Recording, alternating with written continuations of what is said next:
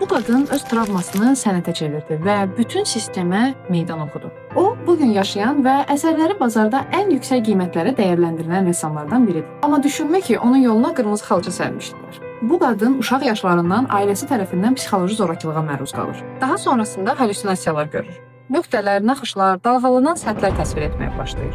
Anası rəsm çəkməyini qadağan edir. Çəkdiyi bütün rəsmləri isə cırıb atırdı. O isə gizlincə yaratmağa davam edirdi. O dövrdə səncə üsyankar qadın təqdir olunurdu?